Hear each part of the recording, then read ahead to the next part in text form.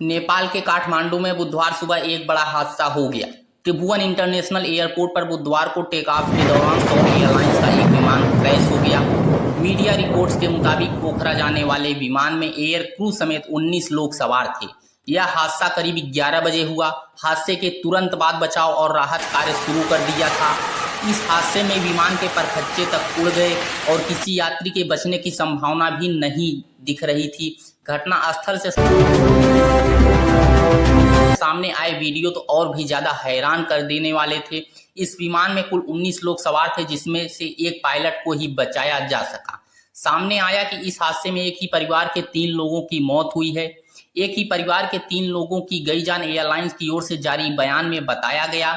दुर्घटनाग्रस्त विमान में flight maintenance staff Manoraj Sharma, उनकी पत्नी प्रीजा खतीवाड़ा और उनके 4 साल के बेटे अधिराज शर्मा यात्रा कर रहे थे। इस हादसे में तीनों की मौत हो गई। बयान के अनुसार प्रीजा भी सरकारी कर्मचारी थी और ऊर्जा मंत्रालय में सहायक कंप्यूटर ऑपरेटर के पद पर कार्यरत थी। बता दें, हादसे में मारे गए लोगों में से 17 और सौर एयरलाइंस के ही स्टाफ थे। क्रैश में विमान के पायलट 37 साल के कैप्टन MR साकी की जान बच गई है और उन्हें क्रैश साइट से रेस्क्यू किया गया। अस्पताल में उनका इलाज किया जा रहा है। हालांकि पायलट की हालत बेहद गंभीर बताई जा रही थी और उसका इलाज जारी है, लेकिन उसके जिंदा बच जाने को लेकर सब हैरान हैं।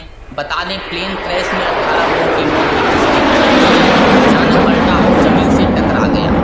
हादसे का वीडियो भी सामने आया है, जिसमें दिख रहा है कि विमान रनवे पर टेक ऑफ करने के दौरान जमीन पर फिसलता है और उसमें तुरंत आग लग जाती है। प्लेन रनवे के दक्षिणी छोर से टेक ऑफ कर रहा था और अचानक जहाज पलटा और झटके खाने के बाद जमीन से टकरा गया। जमीन से टकराते ही प्लेन रनवे के पूर्वी तरफ एक खाई में गिर गया। विमान के पलटते ही उसमें आग लग गई और काला धुआं निकलने लगा। देखते ही देखते पूरे एयरपोर्ट पर काला धुआं फैल गया। बताया जा रहा है कि विमान RJ-200ER था, जिसे साल 2003 में बनाया गया था। इस विमान को मरम्मत के लिए ले जाया जा रहा था। एयरलाइंस ने बताया कि विमान पोखरा जा रहा था ताकि मरम्मत के बाद उसका टेक्निकल इंस्पेक्शन किया जा सके।